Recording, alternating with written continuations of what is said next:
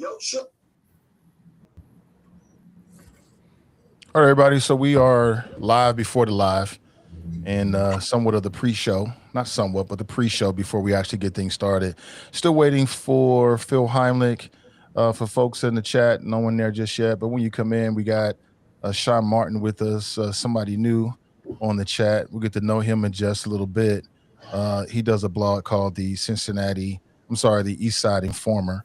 So interested in hearing his thoughts. We'll get to that in a second. And as the chat comes in, we will acknowledge you. Thanks for being here. I'm here, but I'm off camera, but I'm still here.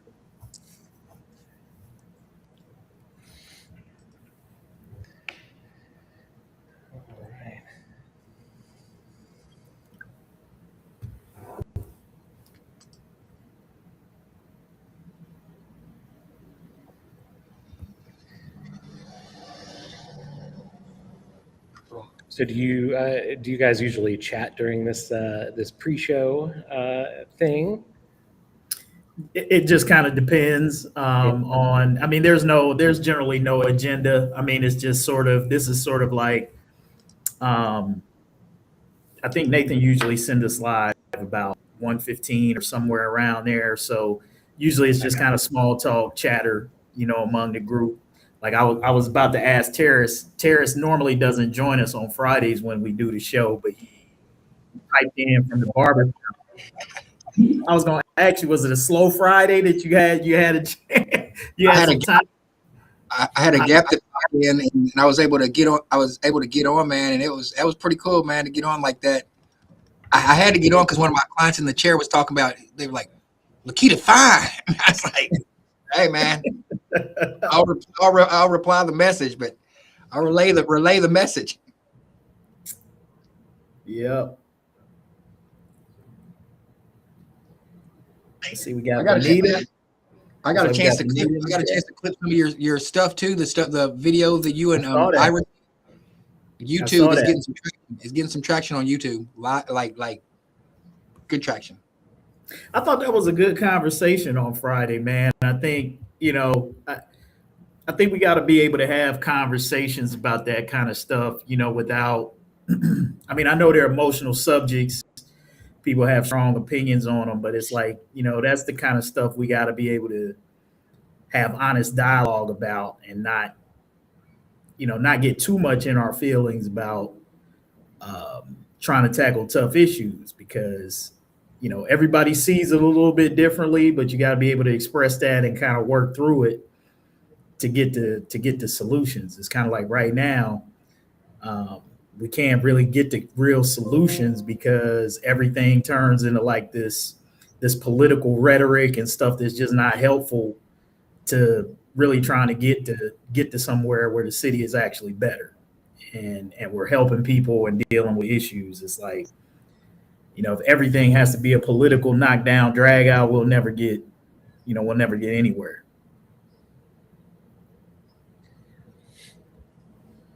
I think one of the biggest issues I've had in the suburbs is getting people paying attention. So people, one of the biggest not buzzwords, but things people like to say is, I'm not political. I don't like to talk politics. But here's the thing: politics determines your everyday life.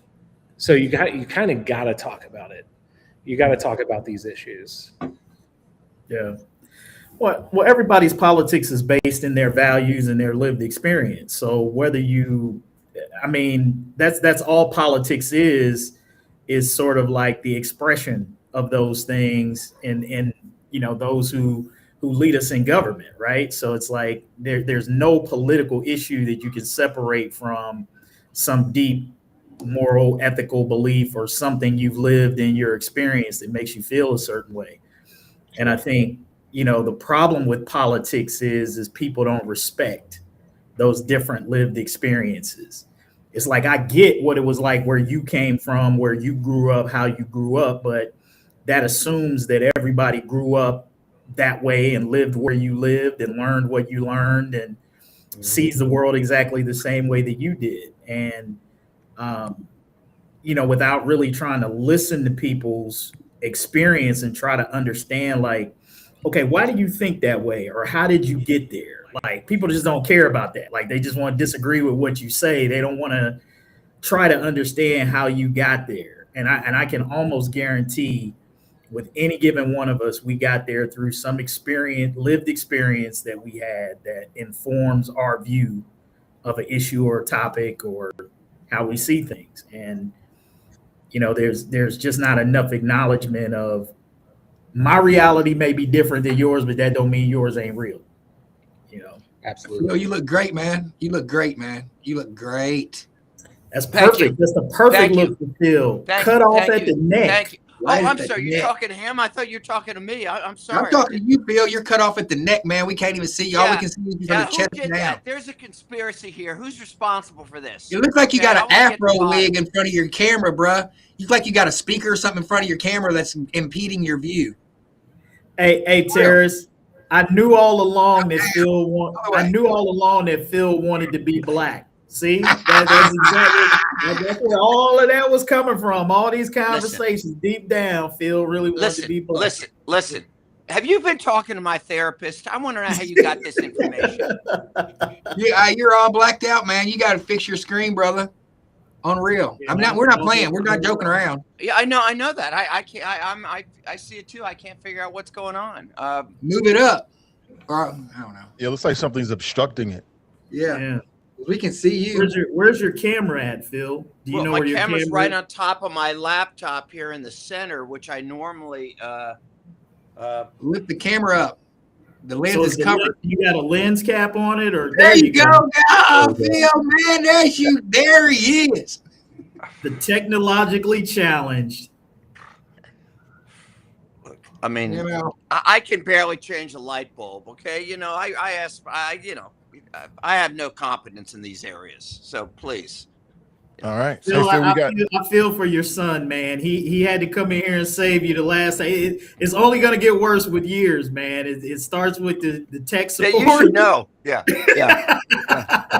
I mean, Kevin, I didn't want to say this, but you're really not aging well. I'm sorry. I had to say that. Everybody Come on, can't be jugular. sexy Phil, man. Everybody can't be sexy Phil. Hey, Phil, I want to introduce you to Chris Martin. He is the person behind the East Side Informer blog here in Cincinnati. Chris Martin's in Coldplay. I'm Sean Martin. I'm sorry, Sean Martin. I'm sorry about that. Sean Please Martin. forgive him, Sean. Please, Nathan gets these things mixed up a lot. Just have some patience with him. Please. Thank you. Appreciate it. Yeah. All right, guys. I think we're good. Everybody's looking good and sounding good. I'm gonna put everybody backstage and we'll get started. I mean, those witty remarks I just made didn't go to the public. What was the point? They can see them. Yeah, this is a show before the show, so yeah, they can see everything. Yeah, sure. Right. Yeah. Put you guys behind closed your doors, camera messed up and everything. backstage, and then we will get.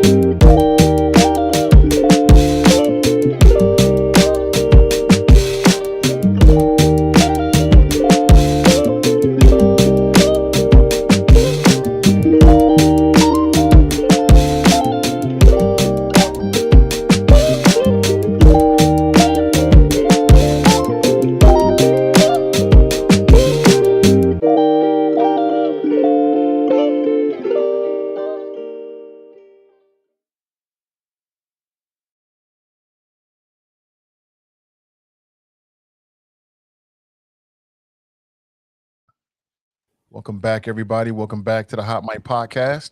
And we are good. There it is. Welcome back. As left, we weren't just here about 2 minutes ago, but great to be with you nonetheless. Nathan Ivey with you, joined by Tarris Horton. How you doing, Tarris? Good to see you. Doing very well, doing good. Good to see you. I mean, pot you up just a little bit. And the voice of reason, Kevin Aldridge. How you doing, sir? Welcome. Happy Tuesday. Happy loose. And Sexy Phil. How you doing, Sexy Phil? Sexy Phil's in his own world again. And we got Sean Martin with us with the East Side Informer. Hey, Sean, how are you? Hey, good. How are you? It's nice to meet you all. Absolutely. And let's get into it. I'm sure Phil will join us in takes about 5 minutes for his system to catch up. Excuse me. I'm here. What's the problem? You're here. Okay. All right. I just asked him a couple minutes ago. It's okay. It's all good. Good to see everybody. Just to give everybody a heads up, we're scheduled to be joined with juvenile court judge Carrie Bloom at 1:30 p.m. There's so much talk about what's happening with juveniles in Hamilton County. So much talk about what local judges are doing or not doing. I figured I'd just reach out and see if she'd be willing to come on and give us her perspective. She was also quoted in an interesting article in the Cincinnati Enquirer as well. Some of you may have read that. If not, we'll talk to her directly in just a couple of minutes. Well, listen, there's been so much talk about the brawl. I didn't get a chance to put this into the notes until very late. Many of you probably missed it. But the man known as the Russian involved in the Cincinnati brawl, well, the charges were dismissed. Have you guys seen that? Mm-hmm. Apparently there was a witness that didn't show up. There he is right there. Didn't show up. They gave the witness several times to show up. He didn't show up. And so the judge dismissed the charges on the very same day that the trial was scheduled to begin. And I just want to get your thoughts. I know in particular, Tarris, this was something that had you heated, man. You were very heated. What is your reaction to this latest news? The hero to this subject matter is to the Russian. He's get to go back to his friends and his constituents and all his buddies who he goes out drinking with and be like, ha, we faced him and I beat the charges. And they went down for it. And and one of ours got paid $500,000. And he's King Kong right now. He's Russian King Kong. I mean, well played, my dude. That's all I can say. He's Russian King Kong. What do you mean? He didn't make the witness not show up. What you're saying? He called. Well, at least that we know of. At least that we know of, Phil. At least that we know of, he didn't have anything to do with that. Look, I don't want to get too much into that kind of conspiratorial tripe, but although I'm sure that there'll be some people who will say that the Russian connection got to the witness and kept him from showing up 3 straight times. But the Russian mafia, I'm sure, really cares about this case. I bet they're in this 100%. Hey man, this has got to be a big deal. Vladimir Putin's probably monitoring this. Some of the conspiracy types will say that. Yeah. Sure. I mean, look, here's the bottom line. This thing wasn't going to result in much anyway. Even if it had gone to trial, it was likely you were going to arrive at this point. He was never going to spend any time in jail. At most, he might have gotten probation, some type of fine. This was never going to be what some people who wanted this guy charged and convicted. It was never going to be that. And I think I said that from the beginning. I mean, it was a misdemeanor charge at the beginning. There seemed to be varying degrees of argument about whether the police even wanted to charge him in the first place. And so I think we wound up ultimately with the dismissal of this case where we were going to arrive at anyway. And, it's one of those things at this point where it's like, hey, let's try to move on, move past this. It sort of is what it is. Some people might, try to make a big deal out of this, but what do you do when the witness doesn't show up? I mean, they gave the guy 3 opportunities to show up. He didn't show up. You can't hold this guy forever, keep him in the court process forever. And so as a result, he gets to go home and he gets to go free. Yeah, it sounded like a kind of a political charge from the beginning, because if I recall, the police didn't choose to charge him, and then Cecil Thomas and a bunch of people made it into a political thing, and that then the city kind of tacked on this charge. So it didn't seem very legitimate from the beginning. From what Any thoughts, from Sean? what I remember of that, there was a lot of it was all over the place online, and that there were a lot of assumptions being made before all the facts were out. I just like to let stuff like this play out and see where it lands. I want to add before you guys go any further too, like, you remember this election when Bernie Moreno's up for re-election. Remember his involvement in this. Remember how he aligned with JD Vance, and they first came out with those statements about before they knew anything, they said JD Vance and Bernie Moreno were right there talking about it was they poured gasoline on the situation, and they tried to make it even more political to try to get Corey Bowman some kind of push in his bumping his election. So just not forget when Bernie Moreno is up for re-election, to take these type of things in consideration, to know exactly where he stands when things like this happens.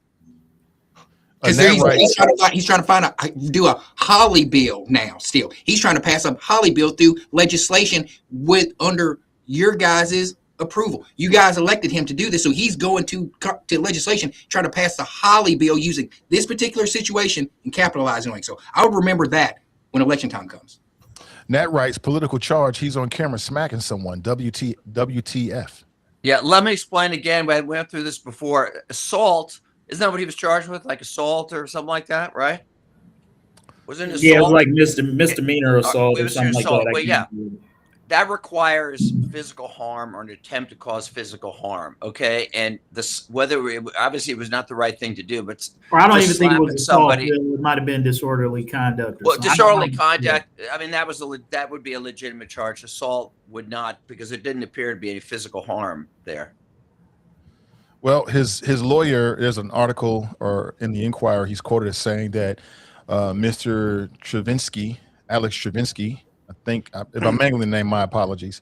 But his lawyer, Doug Brannon, writes that the charges were bogus from the beginning, that they never should have been filed, that Cincinnati officials basically got caught up, kind of like what Phil is saying, got caught up in politics, and that it was always an act of self-defense. He was defending himself and his friends. And that's what happened. And it looks like, if you look at the result of it in terms of like who got charged, who got indicted, who got punished, and who didn't, it appears that that's the way that the legal system looked at it as well. Well, I think. And by the way, Tarris, let me just say something. Tarris, I've heard that guy's kind of heard some of your comments, and I heard he's kind of got it in for you. So you might want to be locking your doors and maybe carrying. I just want to make sure, I mean, the fact of the matter is, God forbid, if you should, as they say, get whacked, I mean, this show wouldn't be the same. We wouldn't have anybody here to support Donald Trump or anything. So let's just be careful. Hey Nathan, I just want to make sure that, we're careful in how we characterize this. I don't think that you can say that the legal system agreed with that, because he never went to trial.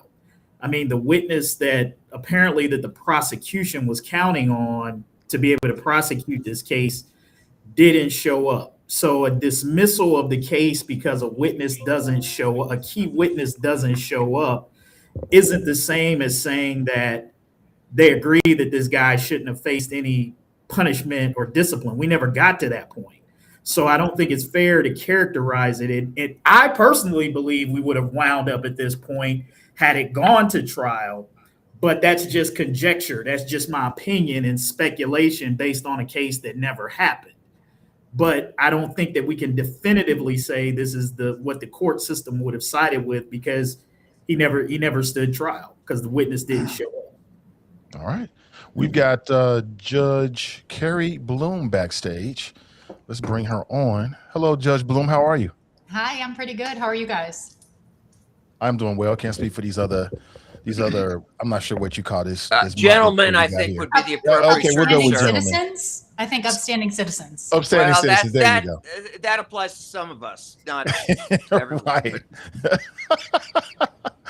Well, listen. Thank you so much for your time. I know you're very busy, and you were quoted in an Inquirer article, just talking about making a distinction between like who is responsible, at least in terms of an incident that happened in downtown Cincinnati.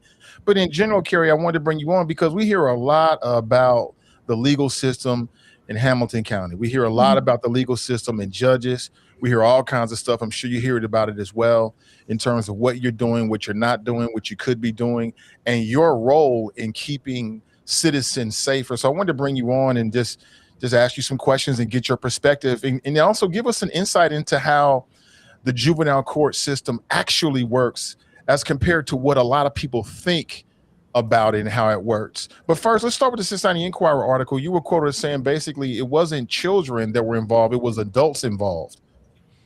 In what way do you mean? In what incident? And is that in general, or give us your thoughts, please?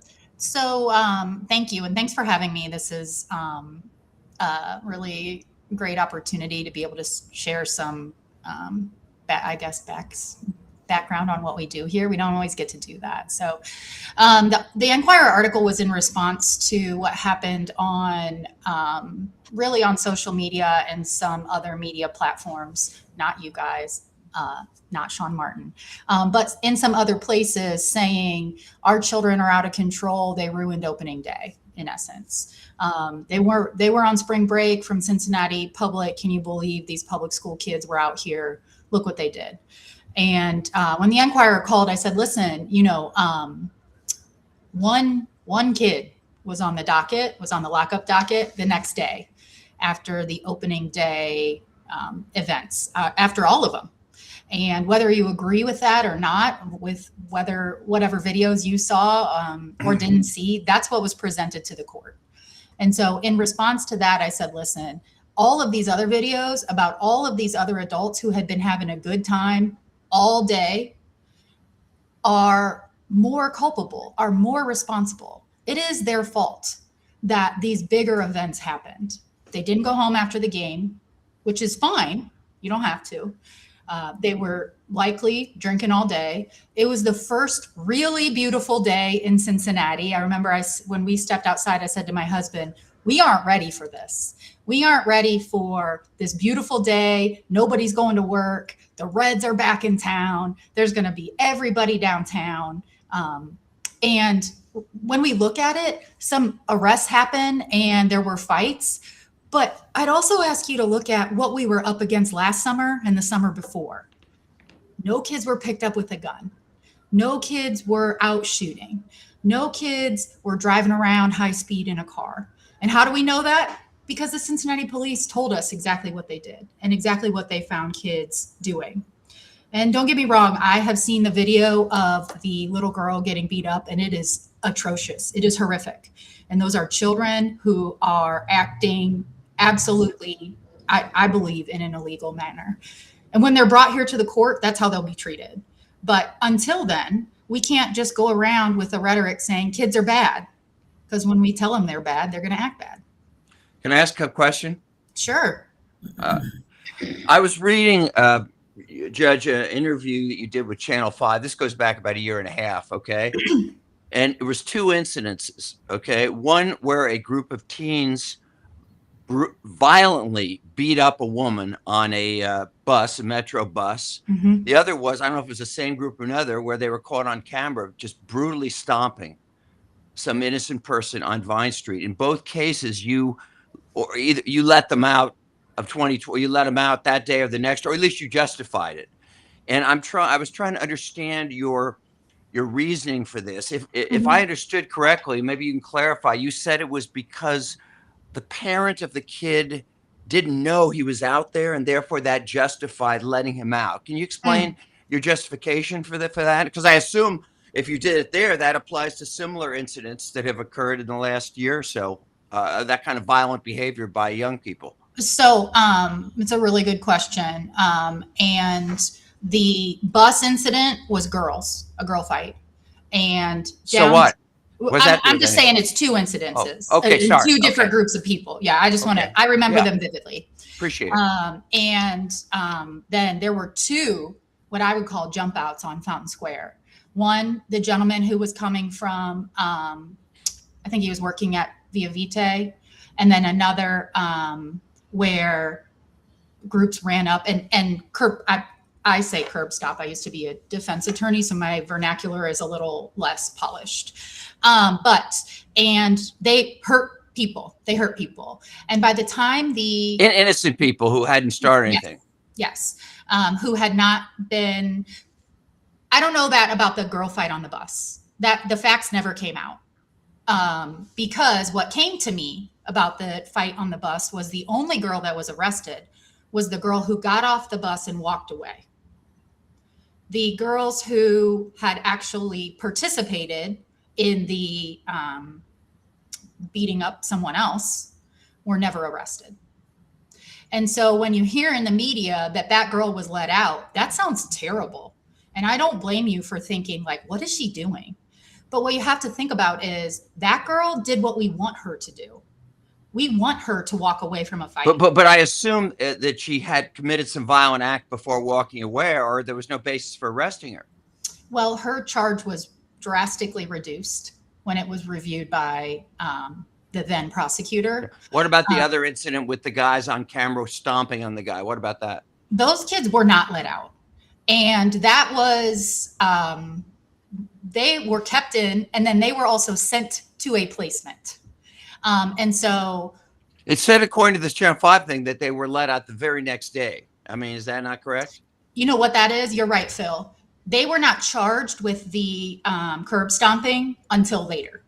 So they were charged with, they weren't identified in that stomp incident until after they came in on a regular assault.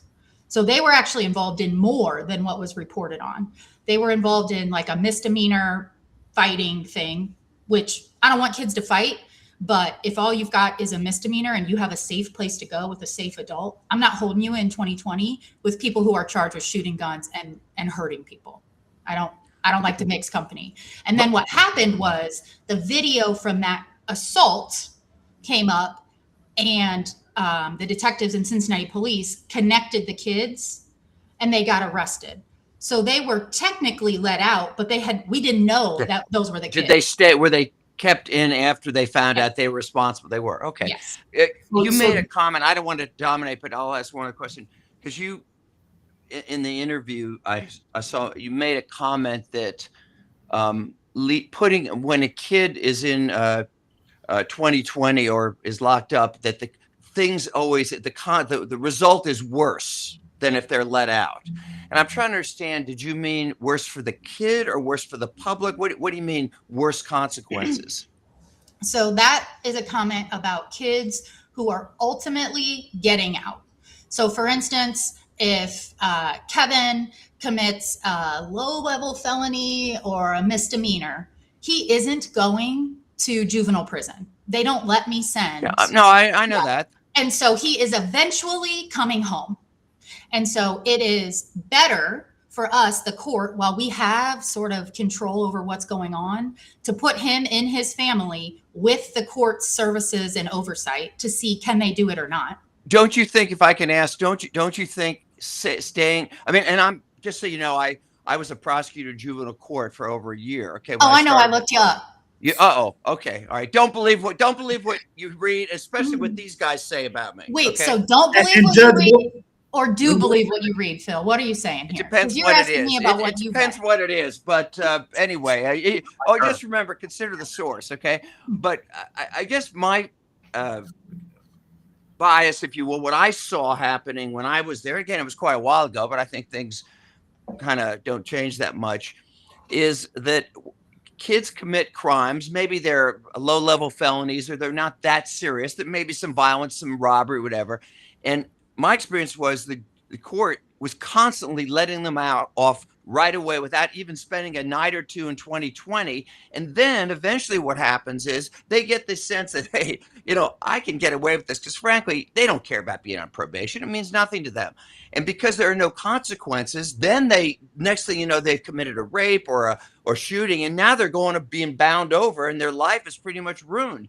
Whereas my thought was, if you keep a kid, I agree, they're all eventually coming home, they're eventually going out. But if a kid has to suffer at least a couple days in a place like 2020, that is kind of if you will, a deterrent to maybe doing more serious crimes or other crimes after. Is there any justification for that?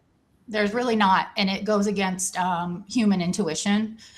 So what human intuition? human you're punished intuition for is something, you're saying if you're punished for something and you get immediate punishment, you're saying that doesn't deter you from doing that same activity again. It would seem to be psychologically just the opposite.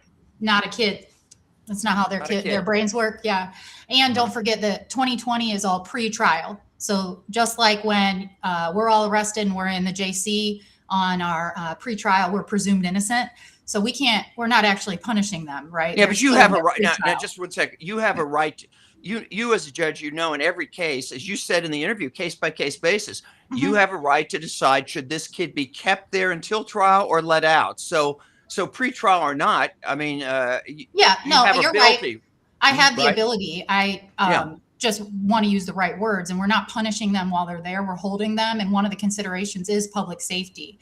Public safety is both today and in a month and in 3 years. Great. And so the today consideration is immediate. And then what we have to do as a smart court is think about, okay, whatever we do with this kid today is constructing how they're going to develop.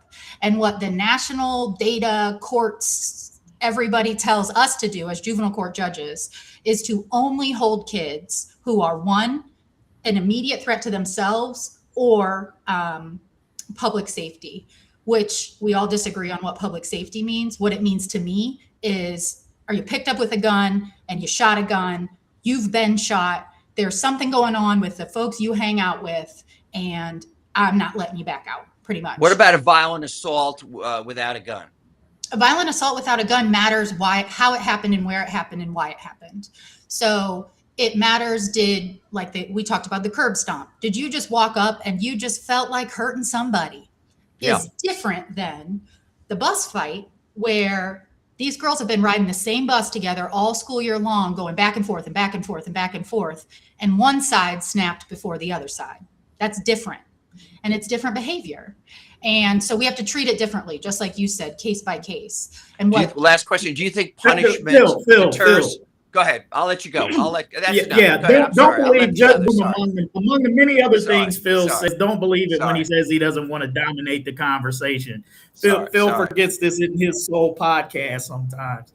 One of the things I wanted to ask you, Judge Bloom, and you kind of put this out here in some of your comments that you've said today. Obviously, when you make your rulings, you have a lot of information, you have a lot of facts and things that you use in determining your decision that doesn't always get relayed in the media, that doesn't always get shared by those who don't agree with your decisions.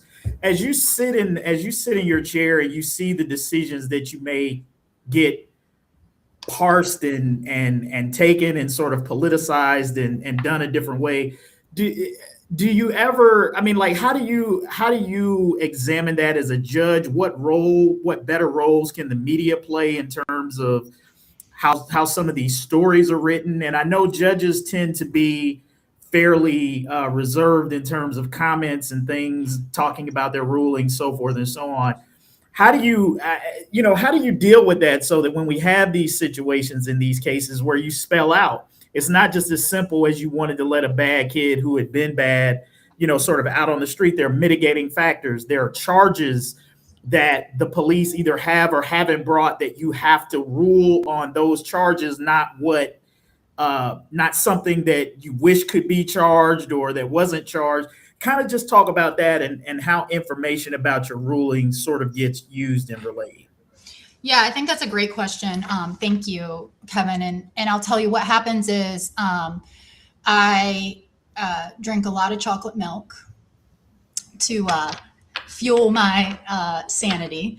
And then besides that, what we do around here is there's a lot of conversations with each other about, hey, look what the media said. Is that what it sounded like to you? Because I don't want to be deaf to how things are received in the public. But also, juvenile court is private. It's not secret, but it is private. And that's because we deal with a lot of really private things, including custody and child support and dependency and JFS cases and child abuse. And so we don't put information out, and it's not accessible the way it is on Pavin's website or for the clerk. And so I think that it's important to me to make sure that what I write in my entries, which are public record, and then the folks that I speak with, like the Enquirer or like a couple other news places, when they call, I try to use the same words in the same way every single time, so that I know that what I'm telling them is what I mean, because we use a lot of legal words around here just because that is the way it is. I'll also say that my job is really important to me and important to this community. There's another judge here too. Judge Graffenreid does half the cases, but she doesn't take the smoke that I take, and that's okay, because she doesn't have to, and I wouldn't put that on her. She is my colleague, and we work together despite being different in some ways. I'll also say she has a different background than me. She was a prosecutor and I was a defense attorney. So when we have questions about how am I handling this, was this right or wrong, we can go to each other, and it feels really lovely to have a peer and a colleague. Besides that, though, I'll tell you what, and this is definitely gonna hit my superstitious side, but you know, our shootings are down. Our kids carrying guns are reducing. Our opening day had a dust up and not a tragedy. And I am proud of the work that the court and that our partners are doing. And so if it means that my decisions get dissected and taken apart and people make all sorts of strange statements about me, and you know, the Cincinnati police officers have to sit outside my house because of threats I get, that's fine. I don't love it, but the community is getting better. Judge Blue? Yeah, go ahead. I had a question for you, and I know you're big on rehabilitation, right? So I was just curious about, in the case of juveniles that come into the court system, and maybe they are charged with a serious crime or not. What does the court system do to follow up with them, to make sure there is rehabilitation happening, to make sure they're not going back to an environment that fosters, a reoffense or something like that? Yeah. So the court doesn't have any power over parents. It's only over kids. And so when we send kids away, like the kids Phil asked about that curb stomp that guy down in Fountain Square, I sent them to half to Lucas County and half to another county on the east side of Ohio. And while they were gone, they got all, sort of shaped up. And we don't have any power over their families and their parents, except when we make it part of their treatment plan. And so that's really what we are learning from a couple of foundations who have come, national foundations have come to train our probation officers here for family engaged case planning, family based treatment, in the house counseling, in-home family therapy, focusing more of our resources, mostly meaning money and time, on addressing the unit as a whole. And then I'll tell you the other thing is addressing the system as a whole. It's a continuous system that if we can't get kids an off-ramp, they're going to continue to cycle around. And eventually someday there'll be a parent showing up here with their kid. So providing off-ramps from this really sort of cyclical place is another one of my responsibilities that we do by helping the whole family. I want to ask a question too. Go right ahead, Tarris, and then I want to get Cam in. Go right ahead, Tarris. Okay. Being a father of 5 sons, it was really important for me because I had one son go into the kind of the system where he got in trouble, but there was a off ramp, as you say. There was this thing in Kentucky that there was he went to juvenile, like a boot camp. Mm-hmm. I can't think of the name, escapes me right now, but I have a heart for kids before they make it to the system. I'd like to get your thoughts on programs that we could, maybe target kids from 3rd to 5th grade, that we could get them in the mindset of not, because if we don't if they don't ever enter into the juvenile court system in the first place, we won't have to worry about rehabilitation, recidivism, any of those things. And it is very important that we get them at that young age and teach them about gun safety, about those kind of things. Why, in your opinion, why do you think that we're not focusing more on that? Because some would say that they're not focused on it because it keeps the system going. You know, it keeps you, people like yourself, employed. It keeps the prosecutors employed. You know, these at third grade, they're predicting how many prisons they're going to build. So if we instead of, we know this, why can't we counter with more education for parents? No parent want to see their kids going down that road. Instead of boys and girls clubs sticking with the same curriculum that is clearly not working, how can judges with influence like yourself and the power to create legislation work with these programs to nip it in the bud before you even have to come to juvenile court? So here's what I'll tell you. And I wish I had the ability to create and impact legislation. Judges aren't even allowed to lobby. And so it's a really weird system because we're not allowed to say, hey, I think this would work. But here's what I'll tell you. And you alluded to it. And that is that it's a financial system. And it is going to take a financial investment up front in, like you said, third grade, I think even earlier, preschool. If you can't read by the time you leave kindergarten, the stats are changing to be that young of kids. And so what we have to do as people who love our community and care about true public safety is we have to convince the people who make decisions that they need to invest double or triple the amount of money that they are in public school, in after school programs, and in other parts of the system where kids spend their time. Because if not, we're going to keep getting what we've got. And you mean that fully and constitutionally funding our public school system would help with this? It's a suggestion. That's amazing. It's a suggestion. Because when you think about it, these little kids, they don't have a choice in where they go to school. They don't have a choice in where they get signed up to go. They don't have a choice in if a bus picks them up or not. But then we counter with holding them accountable, whatever that means to a little kid, for the consequences of not having a choice. So I don't have a choice in where I go to school. I go to the school that never taught me how to read. Well, now I'm going to prison. I mean, that's a very condensed version of it. And I'd love to come back sometime and vet it all out. But that's essentially what we're saying. We're saying that we're not going to invest in you up front, but we are going to hold you accountable for the things you didn't learn because of our lack of investment. And does that feel fair? It's not. It's absolutely not. And so the systems that we have to invest in are absolutely more preschool, absolutely better childcare that's more accessible for parents so they can work. When parents can work and they can work a career and they can live in a safe home where they feel like they're going to be able to stay there and not get kicked out because of all the different things that happen in a home. When a kid can feel that from their parent, that their cortisol is lowering, then a kid's cortisol is lowering. And brain scientists, I'm sure someone that smart and smarter is out there on your podcast that can tell us their brains grow better. Physically, their brain grows better. And so I don't know what more evidence we need as society to put pressure on our electeds to invest more money, but that's what we need. And it's always going to come down to money.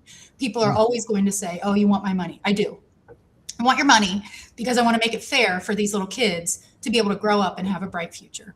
We got Cam Hardy with us. Cam, can you hear us? Yes. Can you hear me? Yes, sir. Go ahead. You got a question? Yes, I got a question. This is a very refreshing conversation. It's so good to see Judge Bloom and all the guests. My question is where is the coordination between City Hall and juvenile court?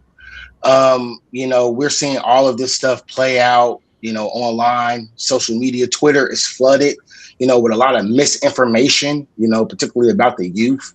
And so I want to know, Judge Bloom, where is the city at on collaborating with your court, with your administration? Are you guys meeting regularly to discuss these things and kind of hash out some of these solutions that you're mentioning? And then one more thing I'll say to Tarris's point, which I really like Tarris. I'm glad to see him on camera. I've did some research into you, Tarris. You do great work in the community. Politics a little tricky, but you do great work in the community. So I won't hold your politics against you. Tricky. I won't hold That your was politics diplomatic, against you. Cam. That was But- very diplomatic, calling his politics tricky. I try to be very diplomatic, Kevin. I've learned from some great people. But, I want to add on to, something that Tarris was saying, excuse me, is that, and the judge can chime in on this too, is a really good program that I got to learn about is Paint Creek. And I don't think that it's really talked about at all in terms of, the quality of supervision is not the right word. The quality of care that they give our kids, the consistency that they give our kids. They take high felonies. I mean, I don't know. I think that Judge Bloom could explain some more of Paint Creek, better than me. And so I will jump off and let you all talk. This is a great conversation. I'm enjoying it. I'll jump back in the chat. Thanks for the call. Appreciate you. See, Cam. I will tell you, Cam's question about the collaboration between City Hall and the court is tricky. And in that, they're an executive body and we're a judicial body, but we of course have the same goals. My relationships there have led to a really good relationship with the leadership in the police department. And that matters because they give us all kinds of information and data and stats about our own kid. Well, I call them my kids. Once they're here in the court, our own kids, they keep data on more things than just arrests. And it is really, really helpful. They also gave us a heads up.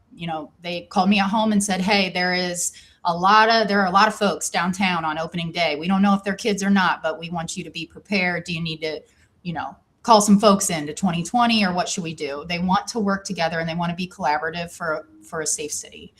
I'll also say that Cam's point about Paint Creek is one of our locations that we send kids out of town to live and to go to school. They learn how to garden and grow their own food and sort of be healthier people on the inside and the outside. They do CBT therapy. They do all the different kinds of things there for certain types of kids. And it's really intensive and you live there for several months. And then you come back here. And to Sean's point, we try to make it work with the families in the neighborhoods that were still here even when you left. And that can be really hard for the kid and for the community. Yeah. Hey, Judge Bloom, Rilo in the chat had a question. He wanted to know your opinion about trying to get more equity in juvenile court as it relates to parenting issues, child custody, parenting time, etc. And he says there seems to be among some experiences of men that the court seems to be more biased towards mothers than fathers. What would your comment on that be? I would say that I wouldn't call it a bias. I would say that's how the law is written. The law is written in favor of mothers. Mothers have presumptive custody of their kids. They don't even have to come here to get a paper. The mom is the mom until somebody says not. The dads, you don't get the same consideration until you jump through 100 hoops here at the juvenile court. You have to get all kinds of tests done. You have to tell me where you live, where you work, what you do. Do you drive a car? Do you live with your mom? Do you have a girlfriend? All these things that we don't have to ask the moms under the law. And so I would say that feeling of why do I have to jump through all these hoops is a really valid feeling, and it is not something we can get around. It's the way the law is written. I think it could be changed to be a little more fair, especially given how parenting works now, and especially given that not everybody gets married anymore. These laws were originally written when everybody got married, and it was very rare that you would have a child with someone you weren't married to. That isn't the case anymore. And it isn't a great outcome for kids to let the court be used as a tool sometimes in favor of one parent and not in favor of another one.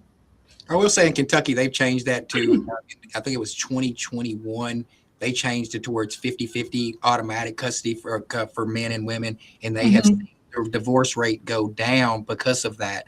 In Kentucky, they've studied it for the past 5 years, and they've seen the divorce rate go down. And it's also create foster better relationships and lessen parental alienation with kids, because that could be root causes for the juvenile system. Like when we start breaking down two family households and having the father be able to give that child the cognitive information that it needs to grow properly. I mean, and I'll go one more step further, but I'm not going to get too with it.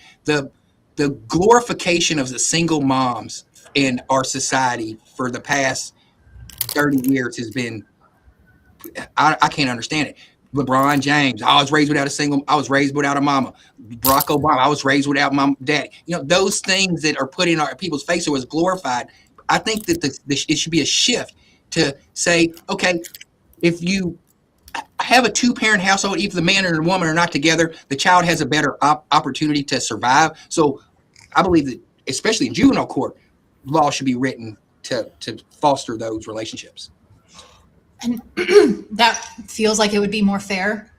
It would also give people a reason to come to the court to get a custody agreement. One thing that I talk about a lot in public is it doesn't feel good to come to court and get a piece of paper that says what holidays your kid can come with you and which ones he goes with his dad or his mom.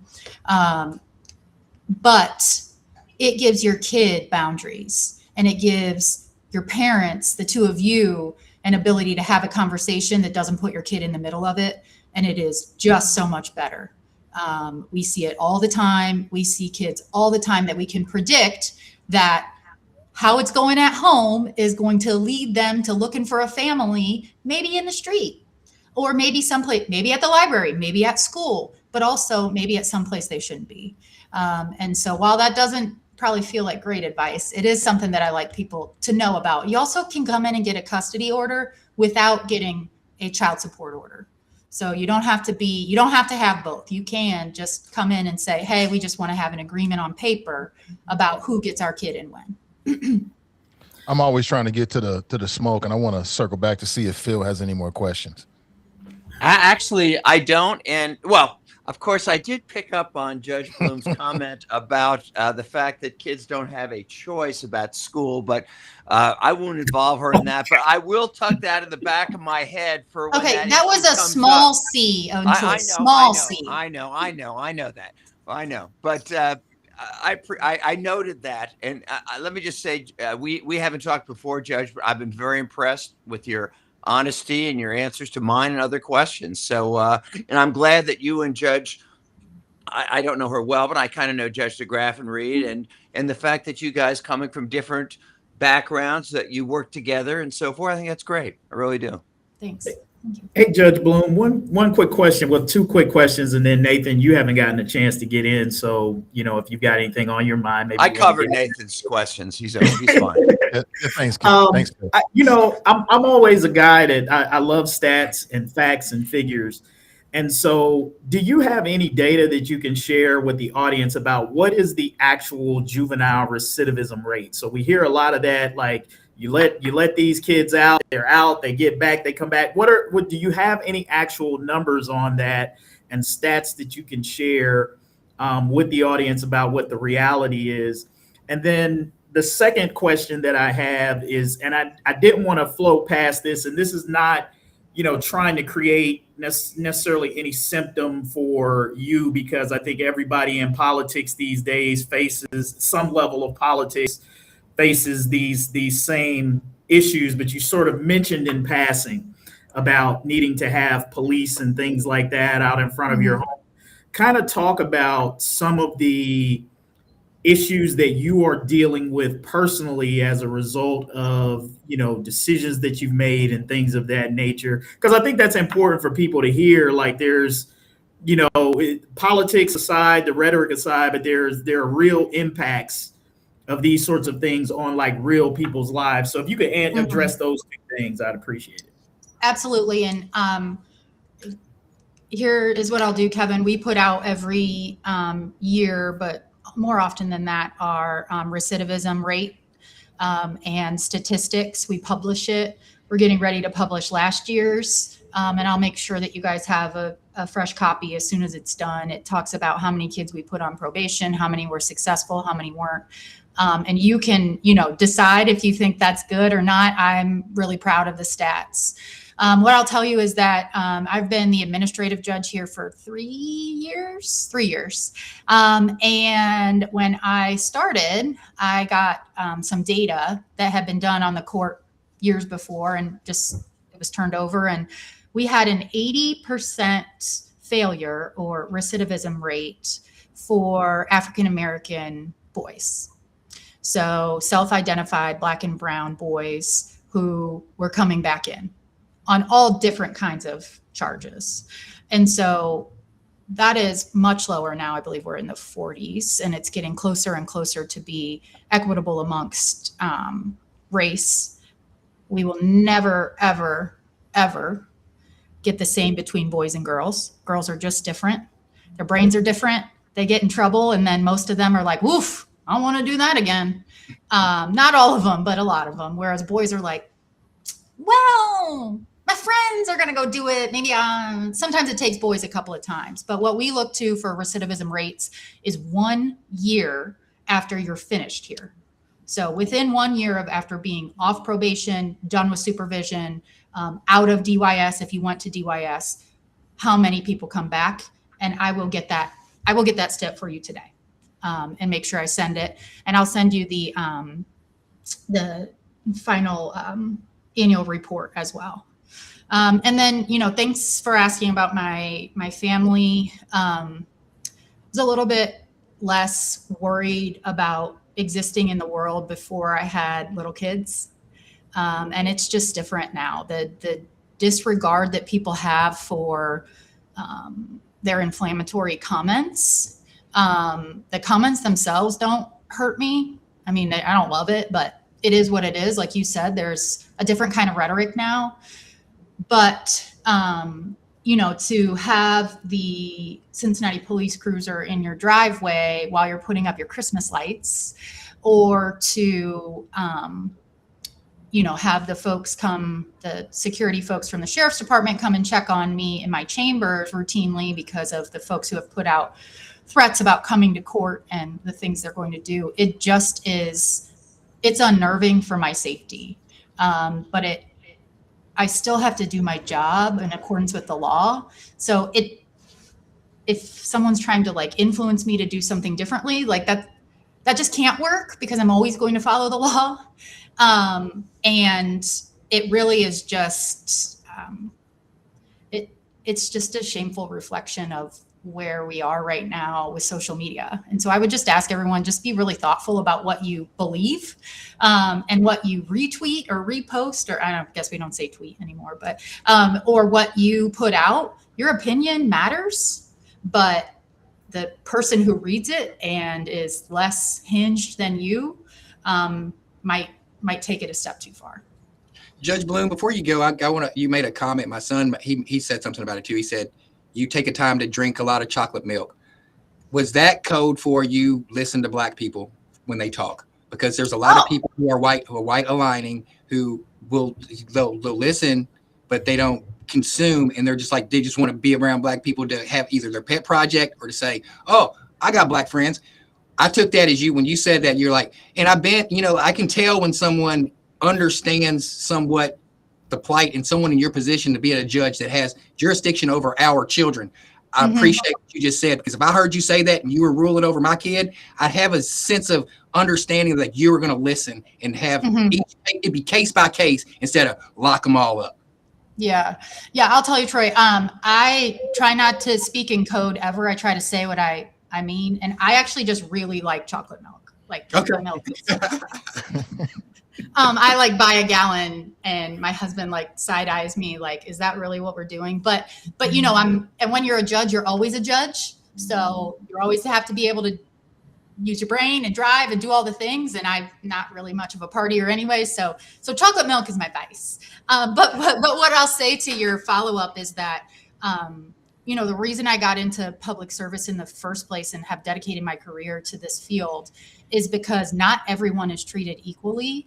And folks who look like me can have a different platform and do have a different platform and reach a different audience.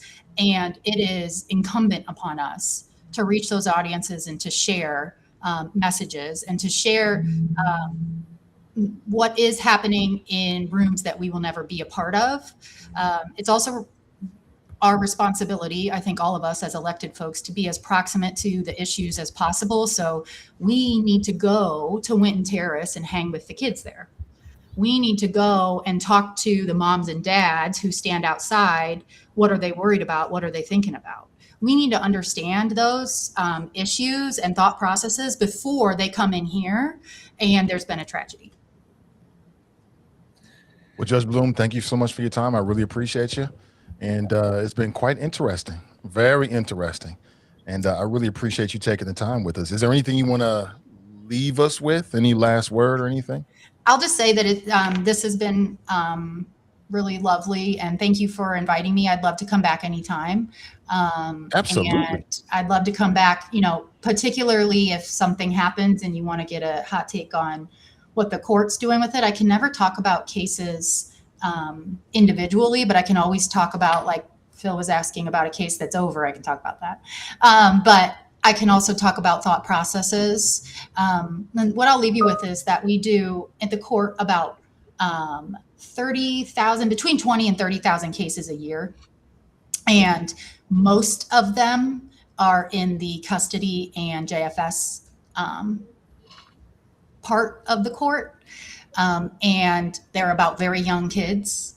And that's the place that we are talking about investing in them more, and where we're talking about asking of more from our community partners. So if you're one of those people that I say, like, hey, Phil, I need you to come in and help me with this family, that's why. Because we're trying to make sure that every generation that we get to touch here in the court is better than when they came in.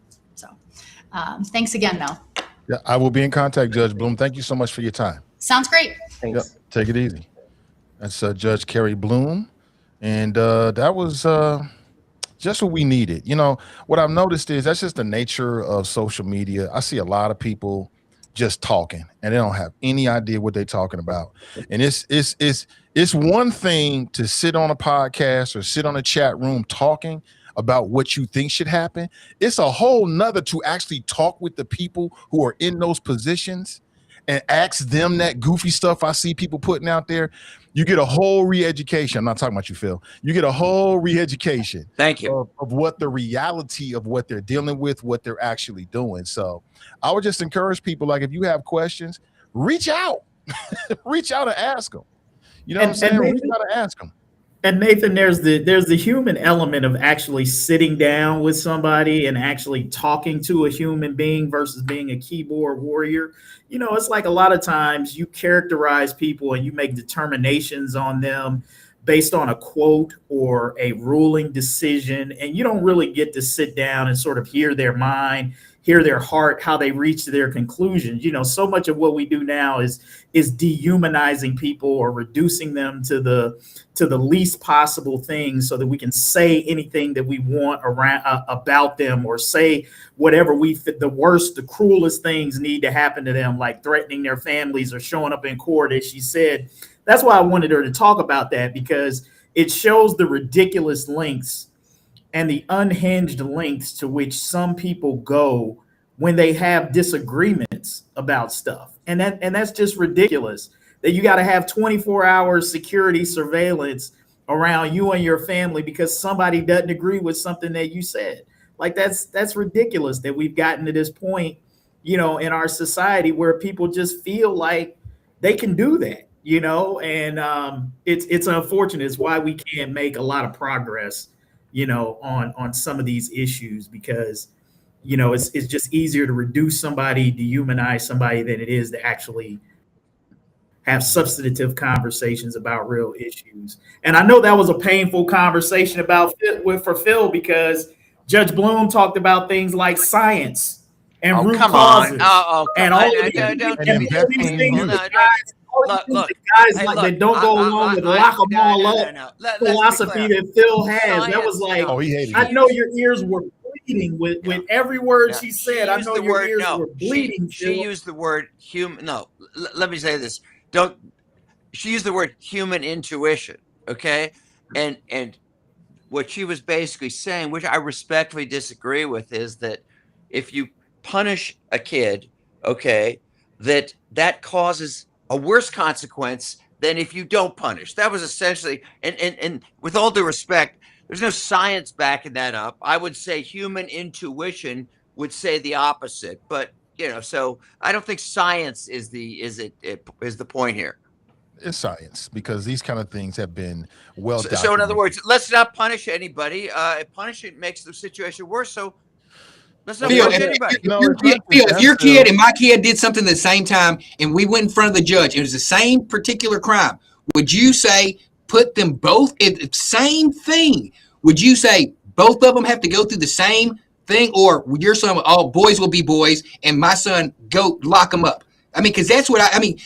I don't think you've ever even had a child in the juvenile system. How can you speak on how it would feel to do that? I don't get that part of it. How could you speak of what's best for a child that goes? So I've never had a. I mean, your own flesh and blood. Have you ever had your own flesh and blood going through the criminal justice? No. But it's unfair to say. First of all, with all due respect, and again, I was impressed with most of her answers. So I'm not sitting here criticizing her. Okay. I thought I thought some reasonable questions. I thought she gave some reasonable answers, but don't say I can't have an opinion of my kid. My kid's never been president. Okay. And I got an opinion about our president. Okay. My kid's never been to prison and I have an opinion about prisons. So don't give me this. The truth is, I mean, I'm not bragging about this. I have a fair amount of experience with the criminal justice system. Yes. My kids have not been in court. That is true. But I have a fair amount of experience. I have a right, I think, to speak from an informed standpoint about the criminal justice system. From a prosecutor's perspective, not from someone who has to look at it from a lens of having a family blood member going through this system and having an empathy. So I'm not entitled to my opinion because my kid wasn't arrested in court. Is that what you're saying? I'm saying because your kids weren't arrested and had to go through court, you can't speak I'm not on entitled to have my opinion about the criminal justice system. That's common sense. The criminal justice system isn't legitimate. Just like I have no right to talk about. I happen to believe in prison reform. That's one of the things I really believe in. But gosh, I never had a kid in prison, so I guess I just can't understand what it's like. That's where we can appreciate Tarris's perspective for sure.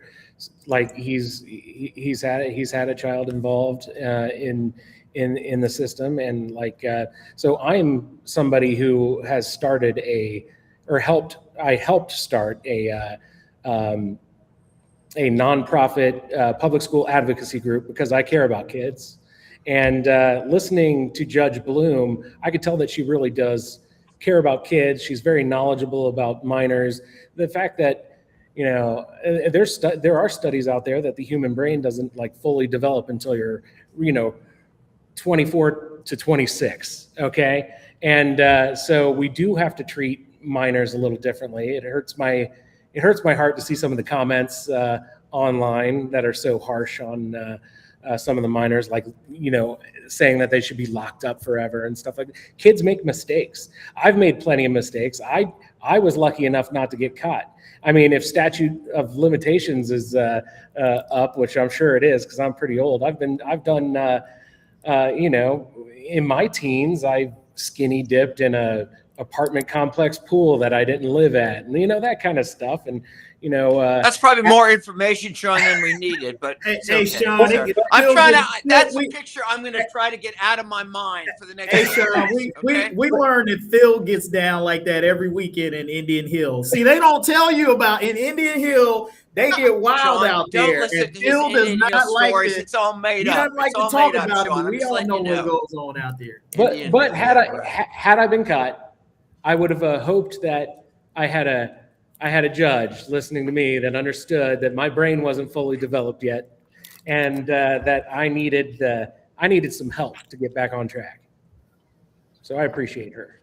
Yeah, I mean, I've said it before. I'll say it again. I've done some dumb stuff as a juvenile in Hamilton County. It took me a couple times before it clicked, oh, I don't like the way this feels. So when she was saying the difference between girls and boys, I can attest to that. Boys are a little bit more hard-headed than girls are. That's just the way the system goes. But I think that overall what she said and what I took from it is the investment.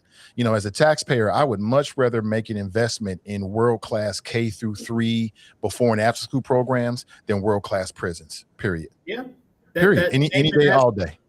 That is a great observation, and I say this all the time. You're going to pay one way. We're going to pay one way or another as a society.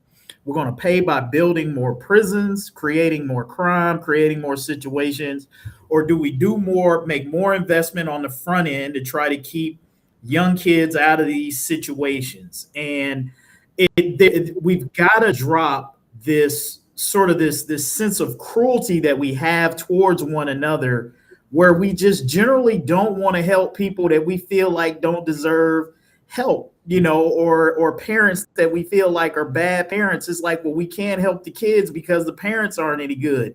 And it's like, as long as we have that mentality of just sort of a disregard and really just kind of like a disdain for one another, we're never going to get to that point, because we don't care.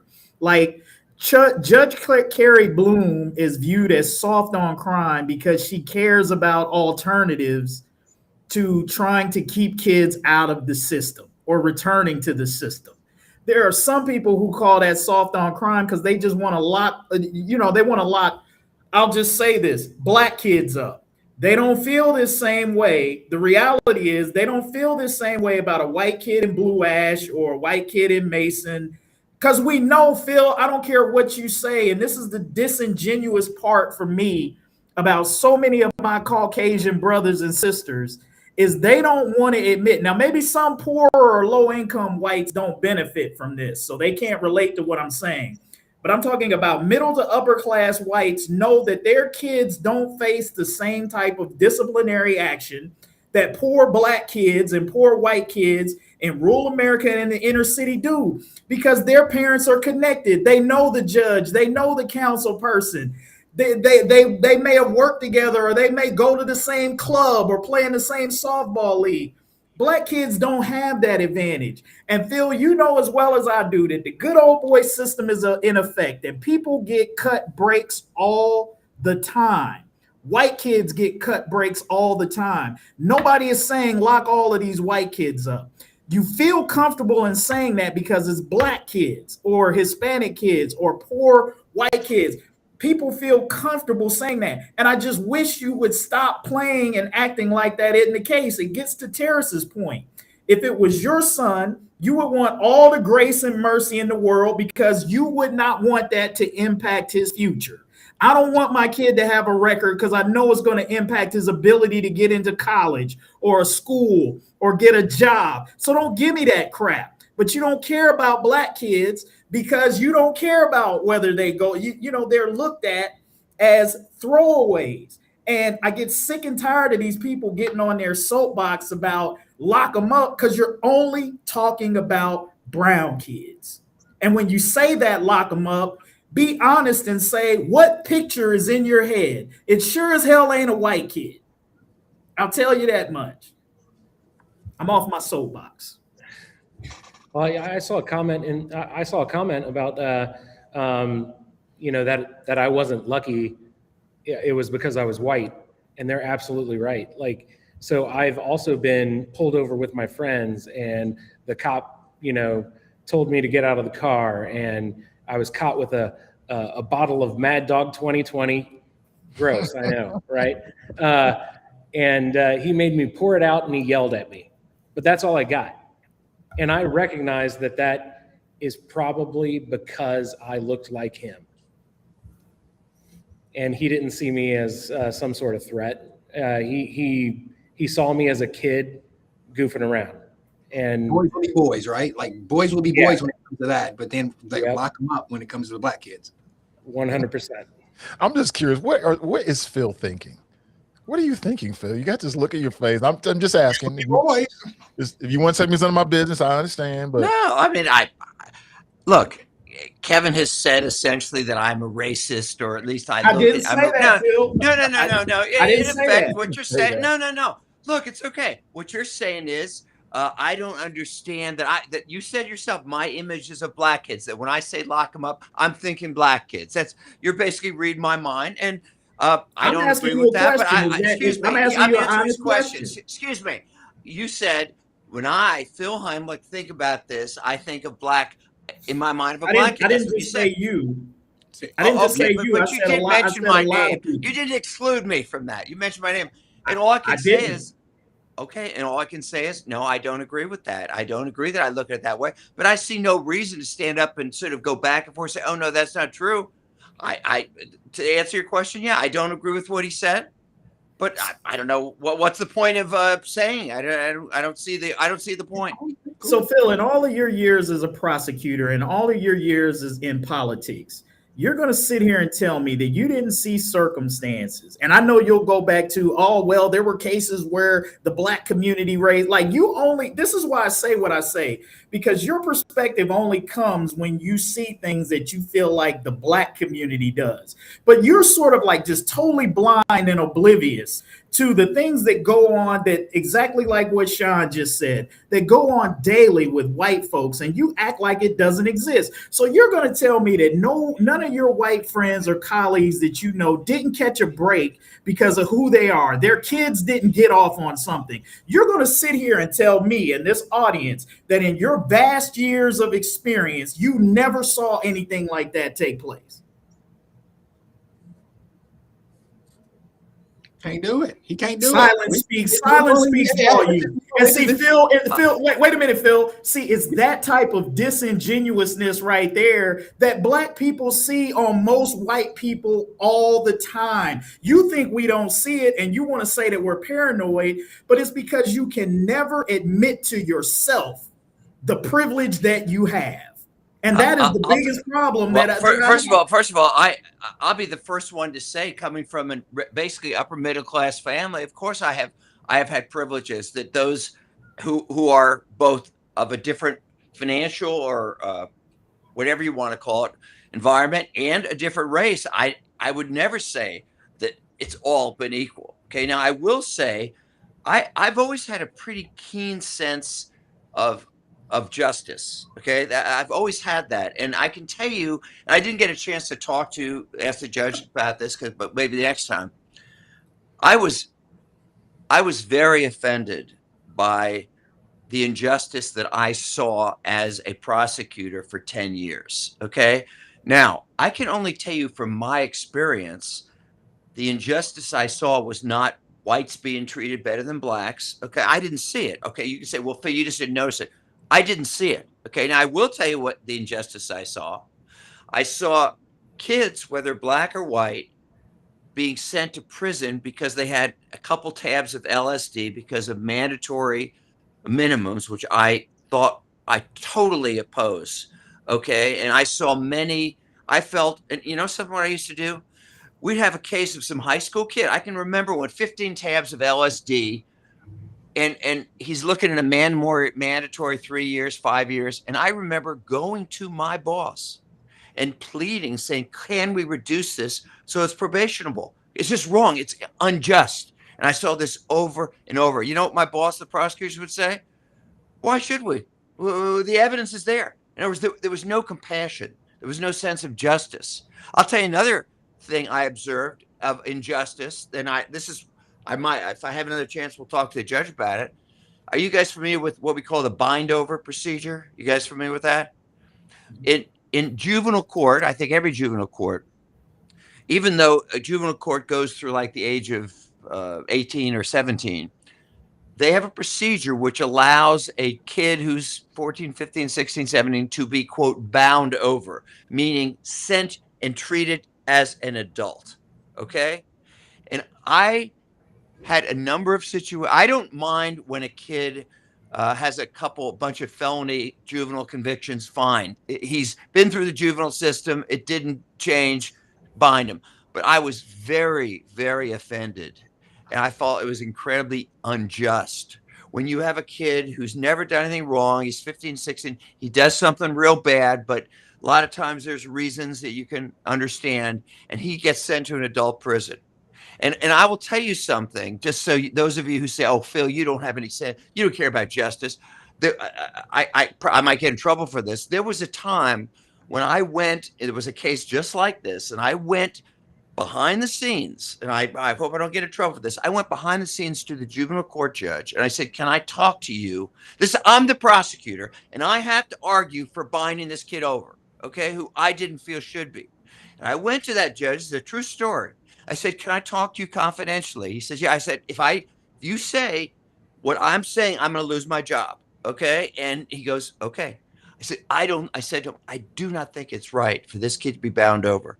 I went through circumstances of the kid's life, the fact that what he did was wrong. But the point is, just because it was a notorious crime, he could have been dealt with in the juvenile court system. And that I put my career in the line because I believe that was right. And you know what happened?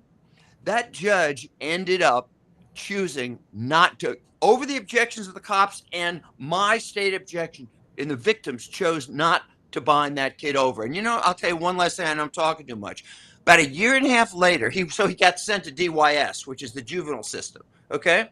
About a year and a half later, I'm in the elevator at the Alms and Gepke building, which is where juvenile court was.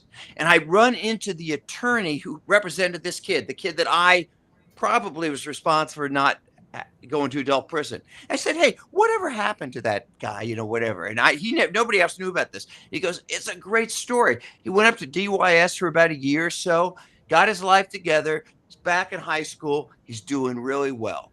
And so I believed I never said this publicly, but I believed I had some impact on that kid.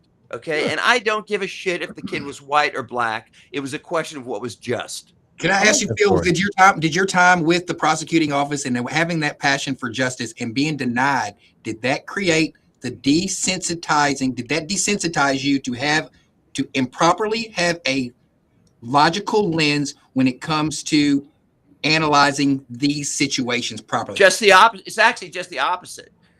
When I saw kids being sent to prison for a couple tabs of LSD, when I saw people get mandatory sentences now, and again, it works the other way too. There were cases I had where I was angry as hell that some guy who had beaten up his wife nearly to death doesn't get sent to jail. Okay. So it wasn't just on the left side. But to answer your question, I like to think it made me more sensitive because I saw this for myself and I chose, at least as best I could as a prosecutor, to act in what I thought was the interest of justice. Phil, let me just say this, and this whole argument about justice is an interesting one. And this is why so many people have a problem with why America tries to stand on this notion of justice. I can bring up two quick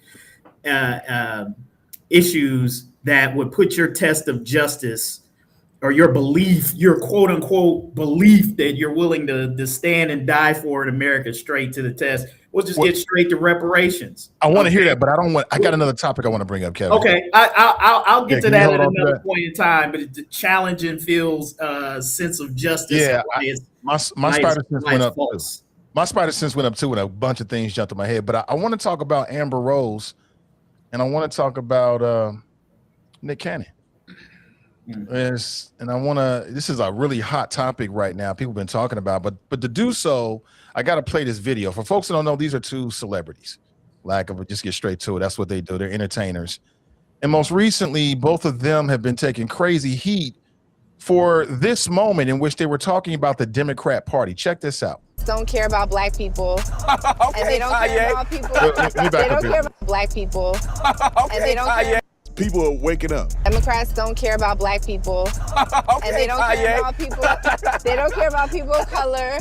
And you know what? I agree with you 100%. People don't know that the Democrats is the party of the KKK. Yep. People don't know that the Republicans are the party that freed the slaves. Yep. Fuck with Trump. But guess what? Look at what state we're in, Nick. Yeah. Look at these roads. Yeah. There's potholes everywhere. That's true.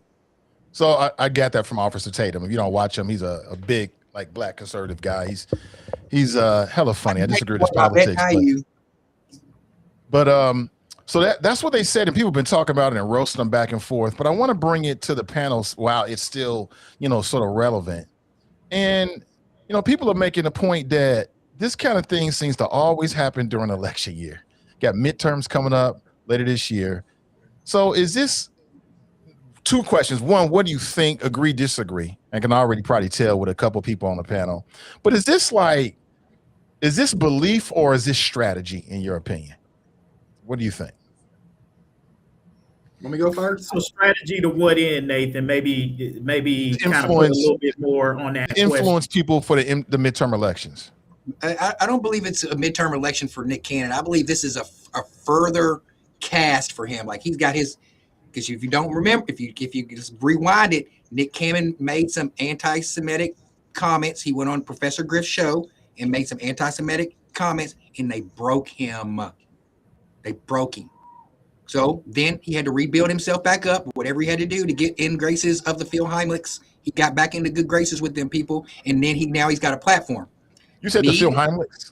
The Phil Heimlichs. So By the way, I don't even know who those two people were. Help me out. I have no idea. Who are they? we'll catch you up. We'll catch you up later. We'll catch you up later. So right. and this is very I say a lot of stuff on here, but the entertainment game is now starting to see a lane in politics. I could say I started that lane. I'm the first elected rapper that I know. A lot of people have tried. Scarface tried and lost in Houston. I think Willie D tried and lost. There's been several rappers that tried to win elections and lost. I believe, and this is my opinion, Nick Cannon is seeing a road in politics, but it's not with the Democratic Party. So he's staking his claim now. He's got the money. Stephen A's doing it, but I don't know which side he's going to do. But you're going to see a lot more black entertainers that are going to be coming out against, and it's going to be a lane for them. Because how many black Republicans do we have that are lame balls, that are bootlickers, that are Uncle Tom lookers? Like, but when we start getting these real millionaires, celebrities with influence, dude, have put on people. Nick Cannon has put on people. You can't say Nick Cannon hasn't influenced the culture. He's put on Corey Holcomb. He's put with his Wild and Outs. He's put on all the 705, all these guys that Nick Cannon has elevated their career. Who's paid by Nick Cannon? They're not gonna be going on that Democratic plantation, and it's just gonna go to the same thing I've been preaching on this podcast since I got on here. They are echoing everything that I was saying. So you think it's strategy is what I'm hearing. Absolutely. Because Amber Rose had been done. She's been done, spoke at the RNC.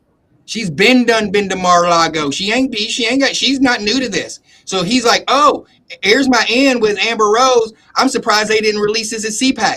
But there's a lot going on within the Republican Party right now. So everybody switched. Now Nick Cannon's like casting and saying which side's going to win. So if the MAGA side wins at the midterm, then you'll see Nick Cannon go more to the MAGA. You heard him say, I mess with Trump. But as soon as if Trump and the MAGAs lose, and the real Republicans you'll see him start talking about America first. Let's make America healthy. These Trump MAGAs are ruining our but you'll see him kind of pick a side after this midterm.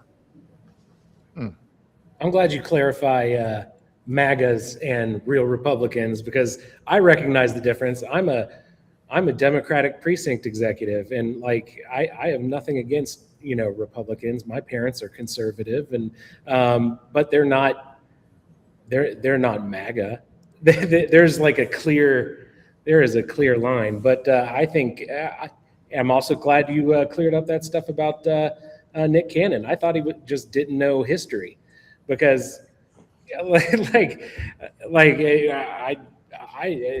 lot of people don't know that the Republicans and the Democrats switched places at one point, as far as their ideology. So Democrats were during the Civil War, they were all about agriculture and the farmers, and so that was going to be your southern plantation owners and stuff like that.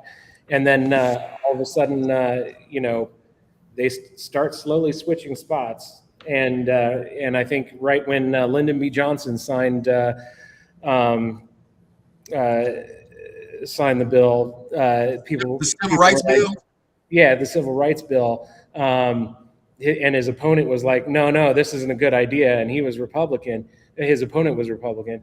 That was the final switch. It was like, I gotta correct you on that one, Sean, because that's subjective. That account of situations is subjective because from my recollections, from what my dad taught me, is that it was Martin Luther King Jr. being locked up in prison, and he sent a letter to the Republican side, and they didn't listen, and he sent a letter to the Democratic side, and Lyndon B. Johnson did listen, and that's when because Martin Luther King Sr. was a Republican, and that's when the party switch started happening. That's the story that I got from passed down from my father, who was involved in it. He said the party switch, it happened. I'm not going to say it didn't happen. There was one, and that's when Lyndon B. Johnson said, could you go back and look at it? When he wrote that civil rights bill, he said, I'm going to pass this N-word bill. It's going to have blacks voting Democrat for the next 300 years. That's what he didn't want to pass the civil rights bill. He was forced to do so. I'm sorry, you're saying Lyndon Johnson did? Lyndon, just a second. You said Lyndon Johnson didn't want to pass the civil rights bill? He said, I'm going to pass this bill, and I'm going to have N-words voting Democrat for the next 200, 300 years. That's what he quoted. That's what he said. That's what he said. I'll leave it. And then Strom Thurmond, a blue-blooded Democrat, he flipped over to Republican, but he didn't take the boys like Joe Biden, who he was tutelaging during the civil rights. Your knowledge of that history is 100% wrong. 100% wrong. I'll tell you the correct history. Okay, I'll tell you the correct history, and I'll give you the exact quote. And I don't believe he ever used the N-word in that quote. Lyndon Johnson, for whatever it's worth, was a segregationist, anti-civil rights, racist for most of his career as a congressman and senator, okay? But he chose, and this is to me the difference in him and Trump and among others, when he became president, actually wanted to do something good. He wanted to do something. Yeah, he did. And his quote was, and he was right, what he said was, us passing this is going to mean that the South is going to be Republican forever from now on. That was what he said, and he was right about that. He chose no, because Lyndon Johnson, and I thought what he did in Vietnam was horrible and a lot of other stuff, but that guy acted out of conscience. And when he got up there and made that speech, where you might remember, where he used every bit of his political juice against those Southern Democrats and all those racist senators. He played that system to get that thing passed. And when he made that comment at the end of that speech, if you remember, where he goes, and we shall overcome, okay? He did that out of, I believe, total sincere belief in doing what was right. There was nothing, he wanted to get that done, and he got it done. Yeah. So I'll refrain from engaging in the historical. I've already, I've detailed my views on this many times on this podcast, so no need to rehash this. I mean, look, the reality is that Nick Cannon, Amber Rose, and quite frankly, a lot of famous, well-to-do people probably benefit more from Trump's policies than the average black person. Okay, let's talk about that first and foremost. So to try to act like Nick Cannon or Amber Rose or any of these famous black people that got money are like Tyrone in the West End or over the Rhine, they're no more like them than Donald Trump is like the people in rural America that he pretends to be. There's a certain level of affluence, money that even can insulate a black person from the standard racism and bigotry that afflicts most. It's why Donald Trump can hang with Mike Tyson and some of these other famous black people and not see them as the same black people that he wants to not rent apartments to, right? So let's not pretend that any of these people are your average black person. And my thing is if you want to listen to Nick Cannon, and if you're influenced by Nick Cannon and you're not thinking for yourself based on what he says, then God bless you. Nick Cannon don't influence me. He doesn't have, what he says doesn't have one shred of influence over how I'm going to vote. Nobody does. Beyonce and Jay-Z, when they were, whether they were stumping for Hillary Clinton or Barack Obama, I didn't need them. I didn't need for them their political point of view to determine where I was going to vote or who I was going to vote for. Most free-thinking people don't need that. If you're one of those people that your vote is going to be swayed by something that Amber Rose or Nick Cannon said, then you probably don't need to be voting in the first place. Yeah, I was an avid Wild 'N Out viewer, but I wouldn't take his advice. But you're saying that the Californians will. California, where he is going to be going to where I'm not saying now, but when he's starting to cast his political net out there, and he's in California and he's going against the Gavin Newsoms and stuff like that, and I'm just saying, I'm not saying Gavin Newsom in retrospect or is for verbatim, but I'm saying when he's going against that type of Democrat, Nick Cannon will appeal to his constituency. He could say, I'm going to be a Republican. I'm going to fight for your rights in Congress or the state rep or wherever he does it. And I believe he has a leg. I really do. He has some legs. You know, there's 4 things that I won't say hate, that I have a lot of disdain for. That's liars, thieves, adults that play dumb, and people that insult my intelligence. And this is a straight insult and an assault on my intelligence. I mean, unfortunately, Kevin, you know, crew, there's a lot of people out there that don't know the history. I wish it was otherwise. There's a whole lot of people that do not know the history of the political parties. There's a whole lot of people that get their news and information from social media, that they don't watch newscasts, they don't read books, they didn't read history books. They'll probably see or lesser students in high school if they graduate. It's a lot of people, and they can vote, and they're going to be voting. And because of gerrymandering, the heavy concentration of media, I mean, these elections are now going to be won in the margins.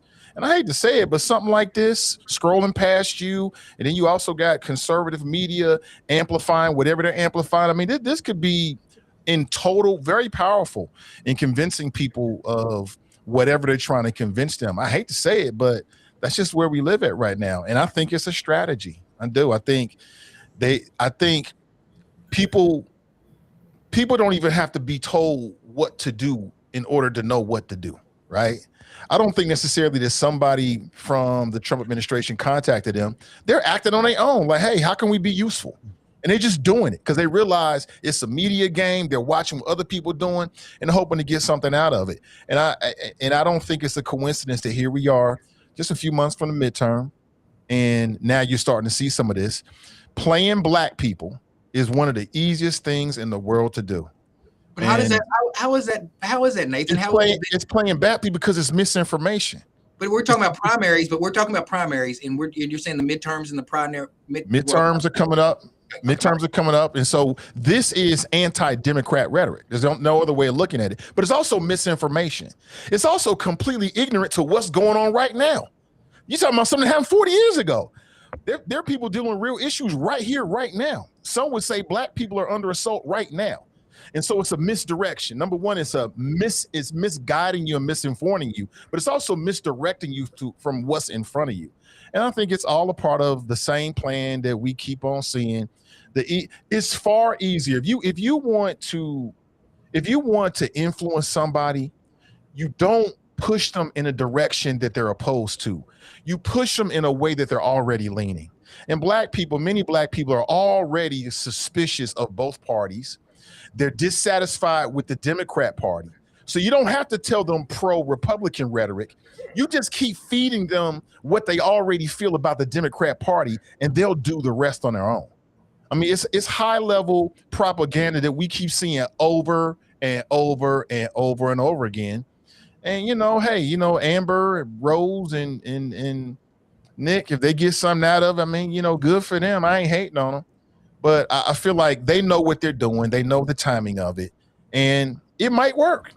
It might work because there's a whole lot of ignorance out here. A whole lot of ignorant people that think they smart. And quite honestly, they're just not informed. Yeah. I tend to think, Nathan, like if you're influenced by that, then it's likely a confirmation bias, right? So I heard Nick Cannon say, the Democrats haven't done anything. And we've talked about this before. Like, that's just a ridiculous assertion for anybody to make for all of the reasons that we just, went over, whether you want to talk about, civil rights laws, delivering the first black president, there's a litany of things that you can go down. Now, can you also be critical of the Democrats and progress that hasn't been made? Absolutely. But in a binary system, okay, where you essentially have two parties that you're choosing from, Republican and Democrat. That's the only choice you got, either that or not participate. And by not participating, you're participating, whether you like to see it that way or not. A no vote is still a vote. When you look at it in recent history, I'm not talking about going back all the way to Abe Lincoln. I'm talking about post-civil rights. When you talk about post-civil rights, which party has done more to advance the interests of African Americans in this country? Democrats or Republicans? It's not even close. It's not even close. Like this is a 10-3 round in a fight. You know what I'm saying? If on the judges' scorecards, right? There's no serious person who could look at the Republican platform and any policies that they've advanced in the last 50 years that has benefited Black people. Name me one. I want all these Black conservative. Tarris, you on here? Twin. Give me a policy. Give me a policy that the Republicans have passed that has advanced Black people significantly. Their agenda has been to roll back advances, voting rights, affirmative action, DEI, whatever you want to call it. Any advancements that have been made by Black people, they want to get rid of it. They want to convince you that those things are no longer needed, but they'll say things like this. Well, yeah, racism still exists, but it's not to the point where you need these. Okay, well then exactly what point is it? And it's funny that it's always white folks who are saying that. Who are the Black people who are out there saying that racism doesn't exist to the point where you don't need safeguards at it? And maybe you got a couple. There's some Black people out there saying that. There's some Black people out there saying that. But the interesting thing about that is, Nathan, is every Black person who says that is only where they are because of those advancements. They wouldn't be where they are if it wasn't. I know that. Yeah, I know that. If they want to admit it or not, it's the truth. Right? It's the truth. So you stand on a platform. They are not going to admit that. They're going to try to make it seem like they platform saying that you stand on a platform saying that the policies and programs that put you where you are, you wouldn't have it without it. I don't care how smart you think you are, how much you pulled yourself up by your own bootstrap. None of us will be where we are, including Clarence Thomas. The Democratic ran cities. You talk about all these Democratic. If that was the case of what you're saying, Kevin, and I agree with you, Democrats have done more for Black community than the Republicans have, 10 to 1. But in the same token, they have hurt the Black community as well. They have not. They might advance you a little bit. Like I think Sister Powell said something about, we kicking the ball. Yeah, where is the real wins? Where's the real victories for Black America underneath the Democratic Party? Hold on. That's what I would challenge. Let's say all the Democratic ran cities, all these populated cities, Baltimore, all these places that have Democratic ran. There's the education system. The educations are bad. Crime is bad. All these Democratic ran cities. These are the cities that have that. And you can't say that it's not the cities that have. We can't say it's not. All right, cool. But we have to agree to disagree. If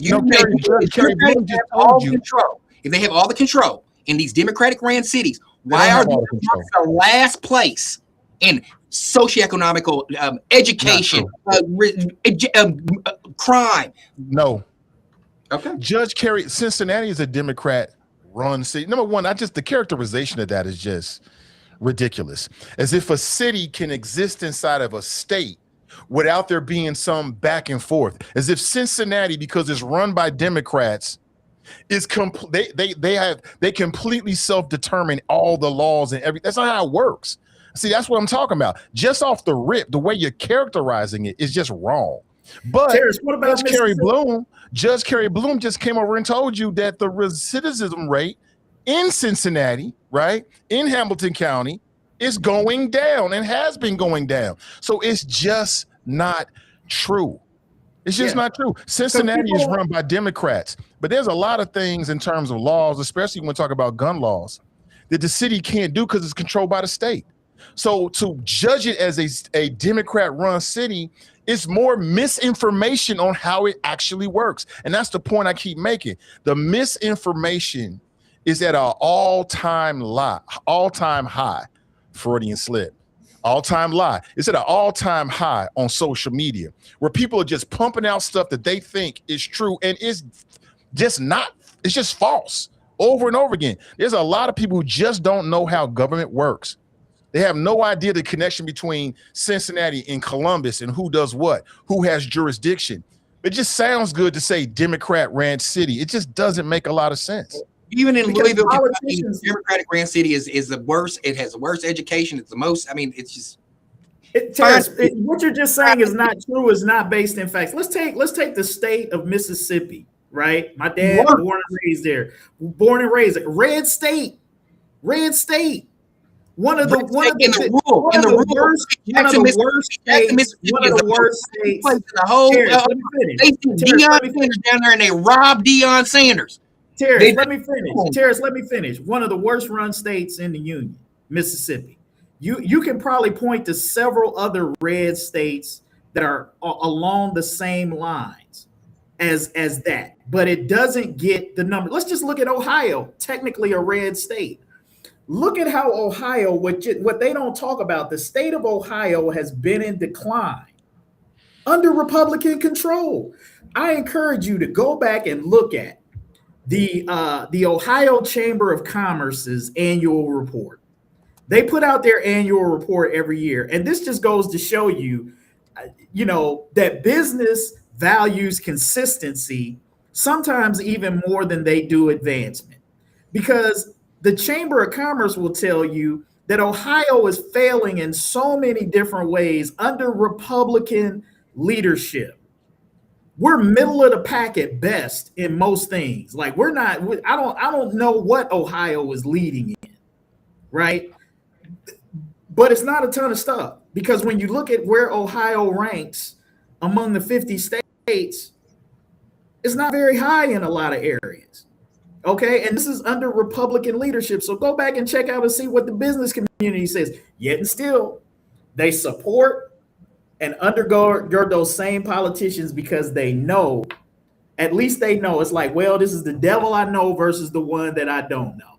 And so even though we're not advancing in the ways that we would, it's safer to just keep electing these guys, because at least we know what they'll do. We don't know what somebody new who we get in here. And business, if nothing else, likes consistency and to be able to know be able to predict reasonably what's going to happen.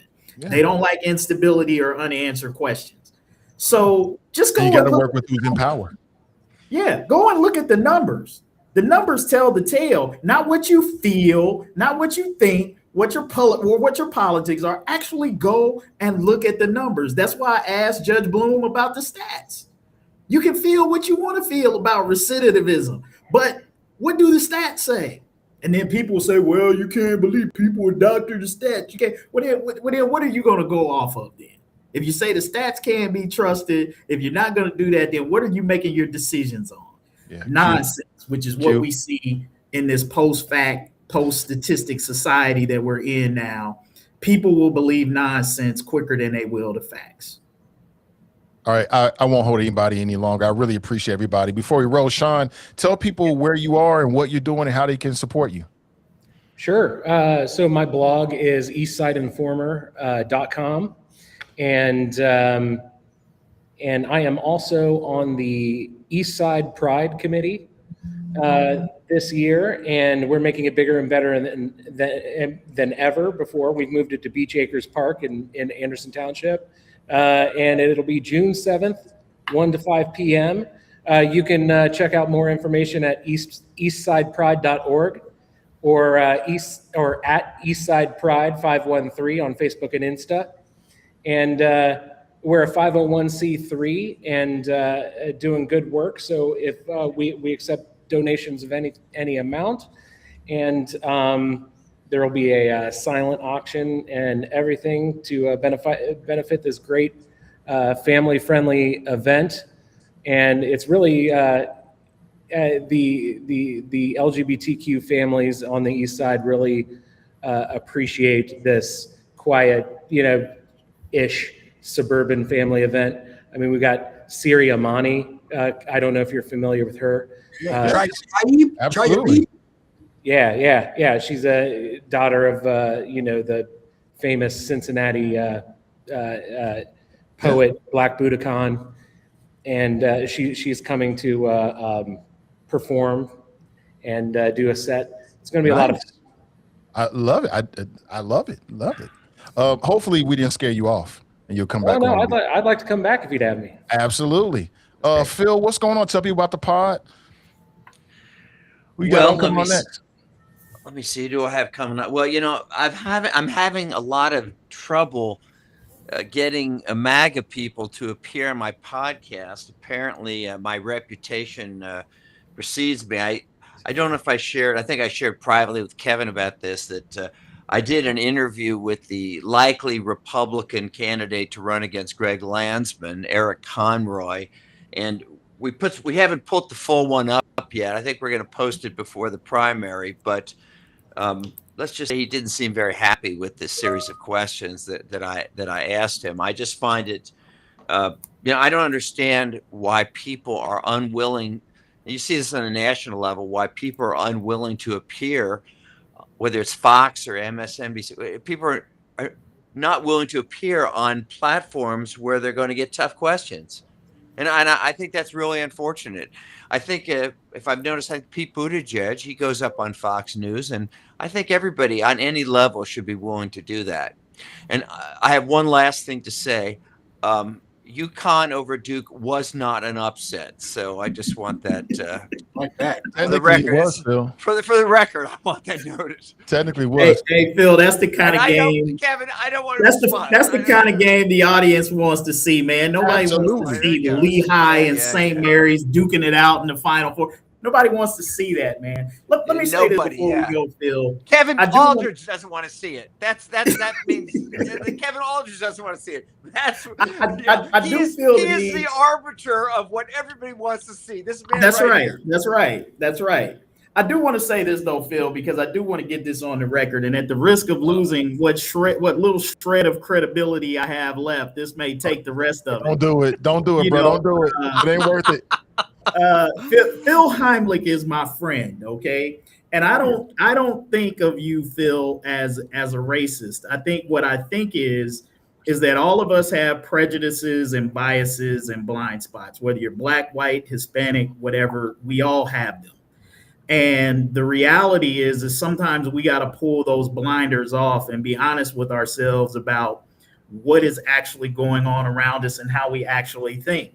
And that's all my appeal to and challenge to everybody is just to take a step back and look across your life and think about experiences that you have had. It's like we all get on these soapboxes where we want to judge people. And, and I was going to make my point about justice, but you can't really talk about justice when you know that there are people who get off on things that other people could not get off of, because whether it's they have more money or the color of their skin, that's the problem with our justice system that people complain about, is it's not equal.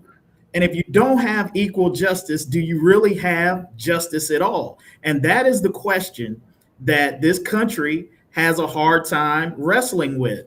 And it's why people who get on these soapboxes and talk about justice and slam the jail door on a little black kid, meanwhile their neighbor's kid that they know gets off, gets probation, or gets his record expunged, or gets a slap on the wrist for doing the same thing. You know what I'm saying?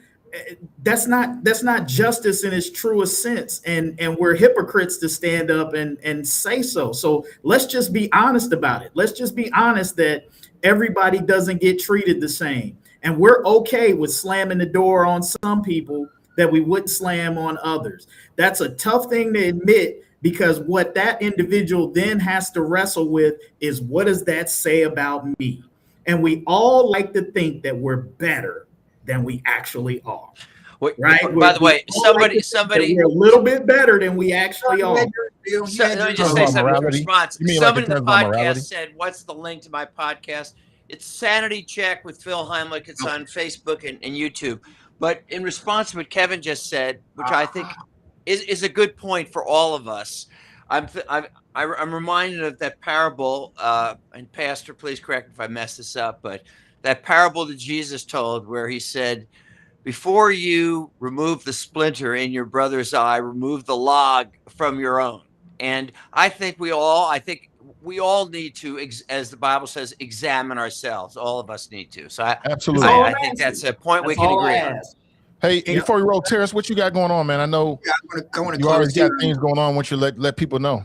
The last quarter today is the last quarter of last day of first quarter, so I'm ending my long 30-year feud of battle rapping with my friends. Me and my friend, we've been battle rapping, going back and forth. If you watch my series, we got some producers and some content creators from Radcliffe and Horton County, where I'm from, and we've been going at it, making battle raps and all that kind of stuff. But I have to put that on pause because my youth mentorship program, Project 1099, it starts back up. It's a 10-week youth mentorship program where I take 10 kids and teach them life skills like time. I'm sorry, you mean 2020? Do you mean Project 2025? He said, I want to make sure people get the right name. See, this is what I'm talking about. When I get to the part that is really meaningful and the things that I do, he discredits me and he goes because he wants me to be out a buffling foom. You know what I'm saying? But whenever I start talking about real, meaningful, impactful stuff that goes on in the community, he wants to minimize that stuff. I'm sorry. I apologize. Okay. So it's a 10-week mentorship program that I have for kids that they learn financial literacy. They do a lemonade stand. We teach them how to tie a tie. We went on a field trip to Jeff Ruby's where they got to learn and go to the kitchen and see some things inside of Jeff Ruby's. And I'll be doing that again. So I'm forming my board of directors and picking the kids, and we'll start that in June.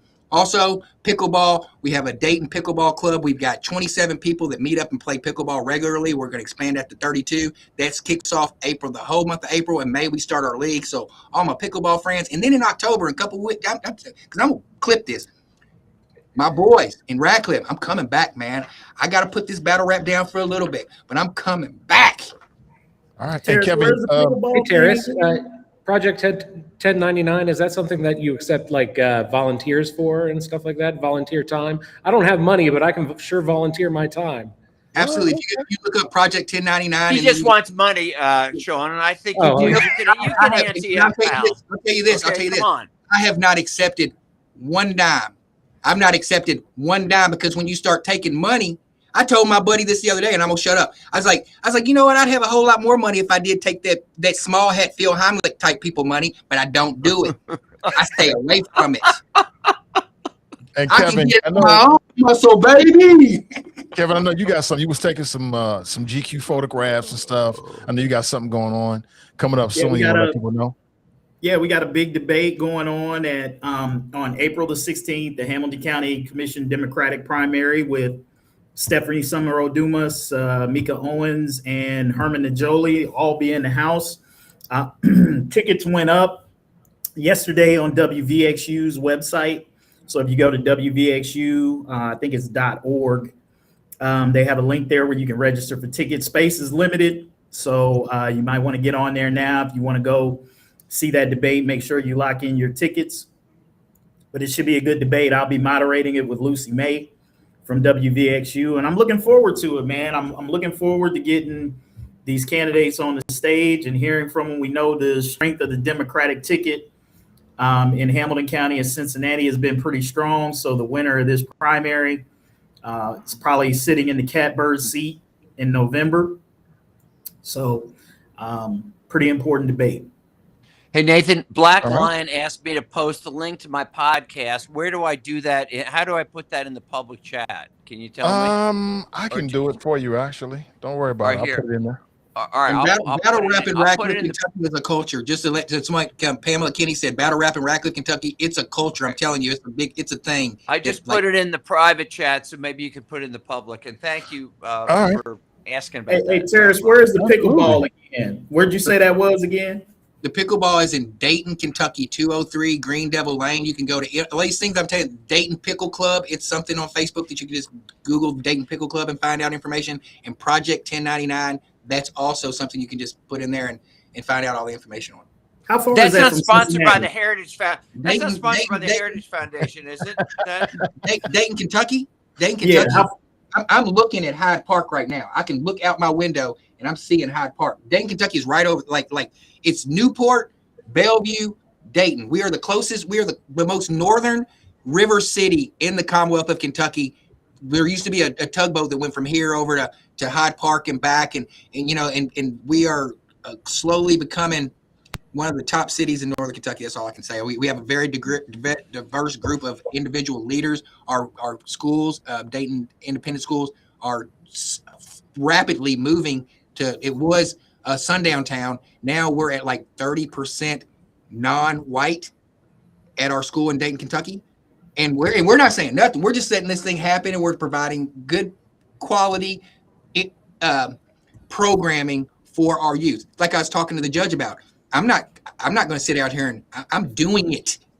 I'm going out and I'm finding these kids who need to learn these things. And in 5 years, 10 years from now, we'll see where they shake out, you know. And I'll shut up here. I did the same exact thing in Radcliffe, Kentucky.